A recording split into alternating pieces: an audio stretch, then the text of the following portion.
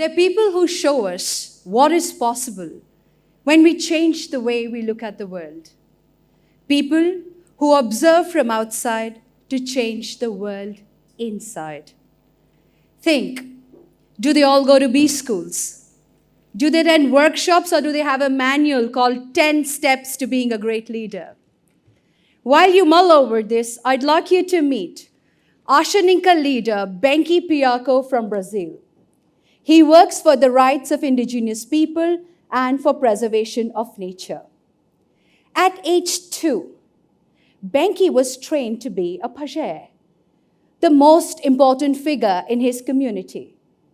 At age 10, Benki assumed the role of a leader. And at age 18, he left his land for the first time to speak at a summit. At the summit, he brought about some important questions. And on his return, he started research on conservation.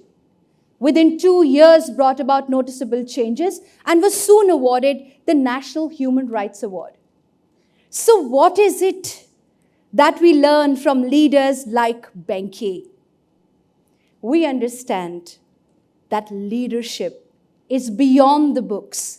It's not just about tasks, traits, or behavior. So we will have to begin with building the leadership gravitas first. So to redefine the future, we will have to redefine the leadership perspective and what feeds this leadership gravitas. I have defined 4 feeds for leadership gravitas. Being relevant, plotting your leadership story, a holistic approach, and being curious. Organizational goals are much like the Everest Base Camp or a summit you're trying to reach. During the research for my book, I understood from expedition leaders and mountaineers what it means to be relevant. It means that no 2 people have the same competence or capability. And there are some who are scared stiff of big goals. So future leaders, like expedition leaders, will have to provide inputs based on potential, competence, and tenacity. And future leaders, like these expedition leaders, will have to say what they say. It's okay. Let's just take 40 steps for now and pause. Then, let's get ready for the next 40. It's okay. We can move camp by camp. So future leaders, like expedition leaders, will really have to look at success and growth, individual by individual and camp by camp. Did you know that DDI's 2023 Global Leadership Forecast says that only 32% trust senior leaders in an organization? So what is it that this strategy of 40 steps at a time will bring for leaders of tomorrow? It will help them in building trust, in developing capabilities, and in reducing failures. Okay, let's move from the heights and chills of the Everest Base Camp straight into a movie theater. Hey, have you ever wondered why we cry in movies? Or why is it that we remember stories more than numbers? Well, there's a science behind it. Through a functional MRI, neuroscientists at the Princeton University decoded neural coupling. That is, when the neural patterns in the brain of the speaker sync up with the neural patterns of the listener, creating a connection like just now. So we cry in movies because neural coupling makes us feel that the event is actually happening to us. And we remember stories more because the neural patterns of the storyteller sync up with that of the listener.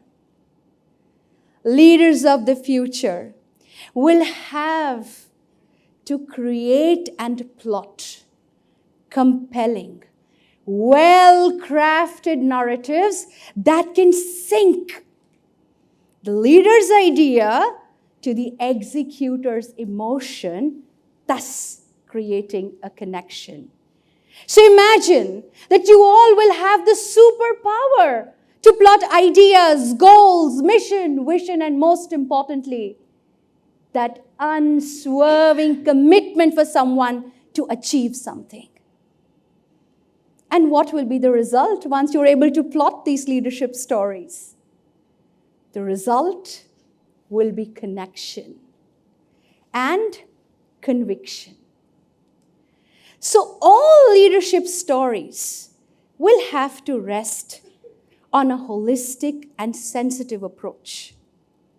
Future leaders will have to have a holistic approach, one that includes diversity, equity, and inclusiveness. And they will not only have to walk the talk, but they will also have to share the table. Whilst authoring my book, I interacted with a recovery coach, and he introduced me to a grid. And I understood that this grid will highlight the possible blockages that future leaders will have to clear up. And he said that any home that is like a hotel, a restaurant, a zoo, or a crematorium will lead to creating individuals that will have emotional blockages. So what is a hotel? A place where we go, we check in, and we check out. We're not concerned about who's staying in the next room. And what is a restaurant? Our food, our table. We see lots of people, but we're not concerned. And what is a zoo? A place of loud noise, of fights, of animal-like or abusive behavior. And what is a crematorium? A place where either people cry out loud or there's dead silence. In short, a place where nobody talks to each other. So any home that is all of these four, one of these four, or a combination, will lead to creating individuals who will have emotional blockages. The leaders of the future must know that these people will come to work. These people will have goals to meet and they will be in your teams. Will you have the emotional sensitivity to look at the human side of these individuals? Leaders with gravitas will be expected to support individuals clear up these blockages of identity, of mental health, and personal challenges. So what will happen when you're able to clear up these blockages? The result will be stronger, battle-ready, fearless go-getters. And once you're fearless and you've cleared up all the blockages, there's going to be a free flow of creative ideas. In the movie Kung Fu Panda, Master Shifu was very curious to channelize Po's energy. And it was this curiosity that made him look for a connection between food and Kung Fu for Po. Leaders with gravitas, just like Master Shifu, will have to be curious, very curious, to find that creative, that aha idea that will uplift their teams, bring their people to their full potential, and hence get them success. And once they're able to do that, it will result in an open, welcoming environment, a place where it's okay to ask for help, where vulnerability and resilience is much respected, a place that is empathetic, sensitive, supportive, inclusive, progressive, and most of all, it's an expressive world. Leaders of the future will be leaders with gravitas. Leaders of the future will be no superheroes with capes. They're going to be people like you. They're going to be you. And the leaders of the future will have to have a lot of courage. In the words of Ernest Hemingway, courage is grace under pressure.